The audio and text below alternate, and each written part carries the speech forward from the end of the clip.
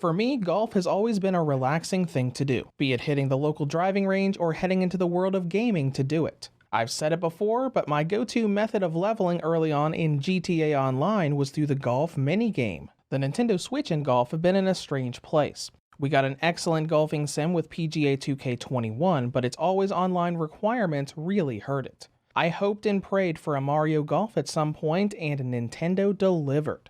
This is my review of Mario Golf Super Rush for the Nintendo Switch. When it comes to gameplay, Super Rush is a golfing sim with some light RPG elements thrown into the mix. The first thing we should go into is content. You can do two things here. Play Golf, which houses the different modes for both single player and multiplayer, the latter of which giving you both local and online options. You've also got Golf Adventure, which is a sort of campaign story mode, taking your custom Mii character through golfing tournament after tournament. Before we dive into the nitty-gritty, one of this entry's biggest complaints from fans is its amount of content, so let's take a look at that. Super Rush has 16 playable characters, 17 if you count the Mii. This is the same number as the default roster of World Tour, the 3DS game, though it does do a bit of swapping. We lost playable versions of Kamek, Paratroopa, Birdo, and Diddy Kong, swapping them out for Pauline, King Babam, Bowser Jr., and Charging Chuck. The golf courses are really where the criticism comes from. Super Rush has 6 unlockable courses to play on, which is the lowest the series has seen since the Game Boy Color Mario game back in 1999. Even not accounting for DLC, World Tour on the 3DS came with 10 courses. We'll have to see what happens in the future, as we will likely get characters and courses in the form of updates and DLC further down the road. Getting back to what you can do, there are 3 ways to play golf. Standard golf, which is your typical taking turns and hitting the ball towards the flag with others. Then we've got speed and battle golf. These have up to 4 people hitting balls and all going at the same time. Once you make a swing, you run across the course to get to where the ball landed using dashes and power-ups against the other characters and players, trying to be the first person to land under the flag. This is the big emphasis of Super Rush, as there is a lot to it and you do it quite a bit during Golf Adventure. Speaking of, let's talk about that story mode. Rather than playing from the roster of Mario franchise characters, you go through this campaign mode as your customized Mii. It has a hub for you to move around for training and tutorials, and introduces you to the various golf courses,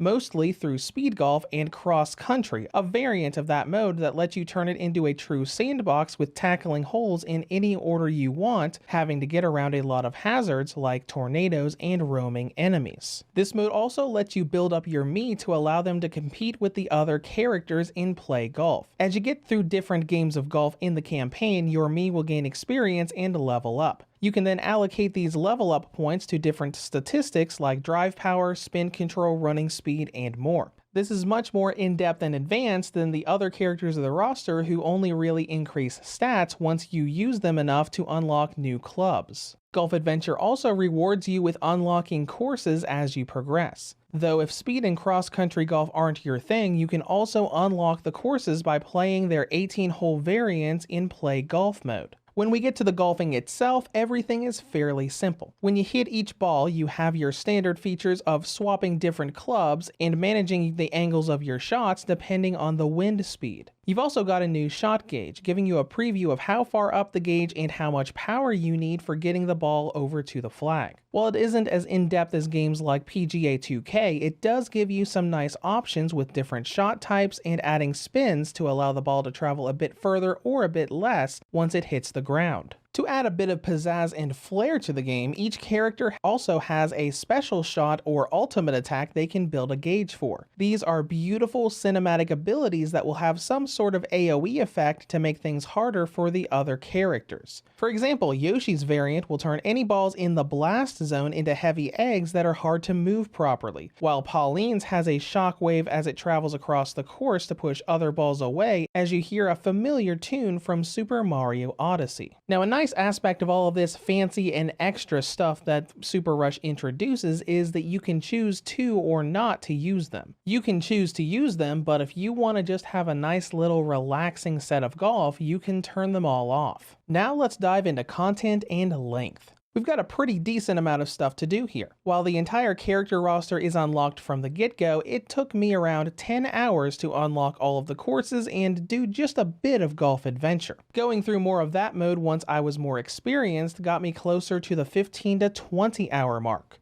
Now let's talk about presentation, and it is really nice. Whether you're in docked or handheld mode, this game is beautiful. There's a lot of depth in color, and even the slight blurriness of handheld mode is barely even noticeable. It really is a visual spectacle. Performance is good as well, at least in single player. The frame rate stays pretty smooth and stable when you're going through that, though you will get a fair bit of frame drops when doing online multiplayer depending on who you're playing with. In standard golf, it isn't really a big deal as most of the drops happen during animations rather than gameplay. It's more in speed and battle golf where you're constantly running around the sandbox that it can cause some frustration. That's all I have to say about that, so now let's dive into battery life. On the original model, Mario Golf Super Rush gives us a battery range of 3 hours up to almost 4.5. On the Nintendo Switch Lite, we get a range of 3 to almost 5 hours. And on the Redboxer V2 2019 model, we get a range of 5 to almost 7. In conclusion,